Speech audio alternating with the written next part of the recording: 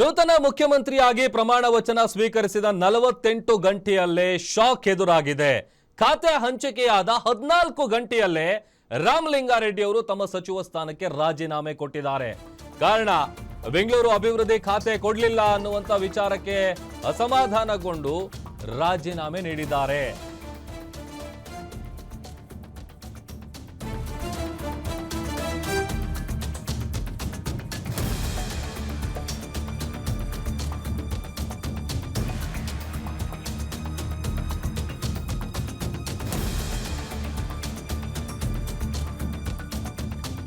ನೂತನ ಮುಖ್ಯಮಂತ್ರಿಯಾಗಿ ಡಿಕೆ ಶಿವಕುಮಾರ್ ಪ್ರಮಾಣ ವಚನ ಸ್ವೀಕರಿಸಿದ 48 ಗಂಟೆಯಲ್ಲಿ ಶಾಕ್ ಎದುರಾಗಿದೆ.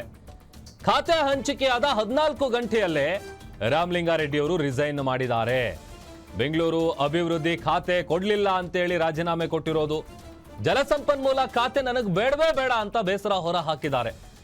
ಅದರ ಜೊತೆಗೆ ಹಿಂದೆ ಮಾತು ಕೊಟ್ಟಂತೆ ಬೆಂಗಳೂರು ಅಭಿವೃದ್ಧಿ ಖಾತೆಯನ್ನ ಕೊಡಬೇಕಿತ್ತು. ನನ್ನ ಆತ್ಮಸಾಕ್ಷಿಗೆ ವಿರುದ್ಧವಾಗಿ ನಾನು ಜಲಸಂಪನ್ಮೂಲ ಖಾತೆಯನ್ನ ನಿಭಾಯಿಸೋದಕ್ಕೆ ನನ್ನ ಕೈಲಿ ಆಗಲ್ಲ, ಹೀಗಾಗಿ ಸಚಿವ ಸ್ಥಾನಕ್ಕೆ ರಾಜೀನಾಮೆ ಕೊಡ್ತಾ ಇದ್ದೀನಿ ಅಂತ ರಾಜೀನಾಮೆ ಪತ್ರದಲ್ಲಿ ಉಲ್ಲೇಖ ಮಾಡಿದ್ದಾರೆ. ಜೊತೆಗೆ ಶಾಸಕ ಮತ್ತು ಪಕ್ಷದ ಕಾರ್ಯಕರ್ತನಾಗಿ ಇದ್ದು ಬಿಡ್ತೀನಿ ಅಂತೇಳಿ ರಾಮಲಿಂಗಾರೆಡ್ಡಿ ಅವರು ಹೇಳಿದ್ದಾರೆ. ರಾಜಕೀಯಕ್ಕೆ ಬಂದಿದ್ದು 1973ರಲ್ಲಿ. ಆಗ ವಿದ್ಯಾರ್ಥಿ ನಾಯಕನಾಗಿ ಗೌರ್ಮೆಂಟ್ ಸೈನ್ಸ್ ಕಾಲೇಜಲ್ಲಿ ಎಲೆಕ್ಷನ್ ಗೆದ್ದೆ. ಆಗ NSC ಸೇರ್ಕೊಂಡೆ. ಅಂದರೆ 73 ಅಂದರೆ 53 ವರ್ಷಗಳಿಂದ ಕಾಂಗ್ರೆಸ್ ಪಕ್ಷದಲ್ಲಿ NSCಯಲ್ಲಿ ಮತ್ತು ಯೂತ್ ಕಾಂಗ್ರೆಸ್ಸು ಮತ್ತು ಬ್ಲಾಕ್ ಅಧ್ಯಕ್ಷನಾಗಿ ಕಾರ್ಯಾಧ್ಯಕ್ಷನವರೆಗೂ ಕೂಡ ಕೆಲಸ ಮಾಡಿದ್ದೀನಿ. ಈ ಕಾಂಗ್ರೆಸ್ ಪಕ್ಷ ನನಗೆ ಸಾಕಷ್ಟು ಅವಕಾಶಗಳನ್ನು ಕೊಟ್ಟಿದೆ. 9 ಬಾರಿ ವಿಧಾನಸಭೆಗೆ ಸ್ಪರ್ಧೆ ಮಾಡಿದ್ದೆ. ಮೊದಲು 1985ರಲ್ಲಿ ನಾನು ಅಪ್ಲಿಕೇಶನ್ ಹಾಕಿದ್ದೆ. ಯಾರ ಮನೆಗೆ ಹೋಗಿ ನನಗೆ ಅಸೆಂಬ್ಲಿ ಸೀಟ್ ಕೊಡಿ ಅಂತ ಕೇಳಿರಲಿಲ್ಲ. ವೀರಪ್ಪನಿಯವರೇ ಕರೆದು ಸೀಟು ನನಗೆ ಕೊಟ್ಟರು. ಆಗ ಸೋತೆ ನಾನು. ಆಮೇಲೆ 89ರಿಂದ ಸತತವಾಗಿ 8 ಬಾರಿ ಬೆಂಗಳೂರು ನಗರದಲ್ಲಿ ಶಾಸಕನಾಗಿ ಜಯನಗರ ಮತ್ತು BTM ವಿಧಾನಸಭಾ ಕ್ಷೇತ್ರದಲ್ಲಿ ಶಾಸಕನಾಗಿ ಗೆದ್ದಿದ್ದೀನಿ. ಮೊದಲನೇ ಸಲ ವೀರಪ್ಪಯ್ಯವರ ಮಂತ್ರಿಮಂಡಲದಲ್ಲಿ ಸಚಿವನಾಗಿದ್ದೆ. ಆಮೇಲೆ SM ಕೃಷ್ಣ ಅವರ ಕಾಲದಲ್ಲೂ ಸಚಿವನಾಗಿದ್ದೆ. ಧರ್ಮಸಿಂಗ್ ಅವರ ಕಾಲದಲ್ಲೂ ಸಚಿವನಾಗಿದ್ದೆ. ಸಿದ್ದರಾಮಯ್ಯನವರ 2 ಅವಧಿಯಲ್ಲಿ ಸಚಿವನಾಗಿದ್ದೆ.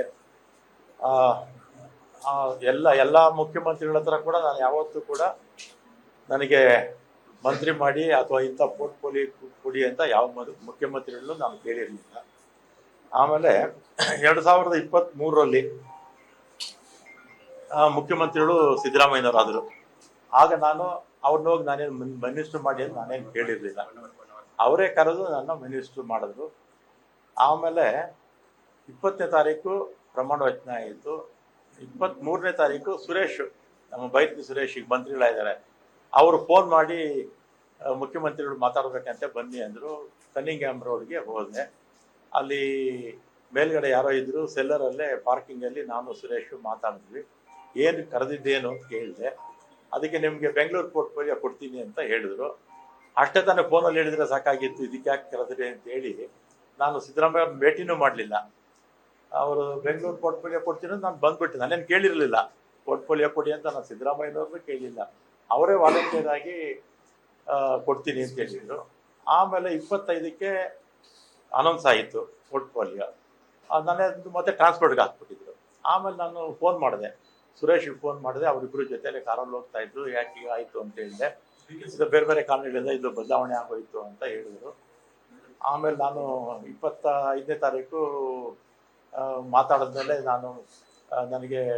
ನಾನೇನು ಕೇಳಿರಲಿಲ್ಲ, ಯಾರು ಇಂಥ ಇಲಾಖೆ ಬೇಕು ಅಂತ ನಾನು ಕೇಳಿರಲಿಲ್ಲ.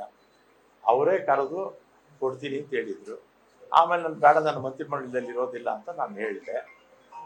ಆಮೇಲೆ ನಮ್ಮ ಈಗಿನ ಮುಖ್ಯಮಂತ್ರಿಗಳು ಯಾರು, ನಮ್ಮ ಶಿವಕುಮಾರ್ ಅವರು ಮತ್ತು ಅವರ ಸಹೋದರ DK ಸುರೇಶು, ಇವರೆಲ್ಲ ನಮ್ಮ ಮನೆಗೆ ಬಂದು 2.5 ವರ್ಷ ಆದಮೇಲೆ ನಾನೇ ಚೀಫ್ ಮಿನಿಸ್ಟರ್ ಆಗ್ತೀನಿ, ಆಗ ನಿನಗೆ ಈ ಪೋರ್ಟ್ಫೋಲಿಯೋ ಬಿಟ್ಕೊಡ್ತೀನಪ್ಪ ಅಂತ ನಾನು ಸಾಯಂಕಾಲ 4 ಗಂಟೆವರೆಗೂ ಇದ್ರು ನಮ್ಮ ಮನೇಲಿ ಅಲ್ವೇನಪ್ಪ, ಸಂಜೆ 4 ಗಂಟೆವರೆಗೂ ನಮ್ಮ ಮನೇಲಿ ಇದ್ರು. ನೀವು ಮಾಧ್ಯಮದವರೆಲ್ಲ ಇದ್ರಿ ಅವತ್ತು, ಎಲ್ಲ ನಮ್ಮ ಮನೆ ಮುಂದೆನೇ ಇದ್ರು. ನಾನು ಆಯ್ತು ಅಂತ ಸುಮ್ಮನೆ ಆದೆ.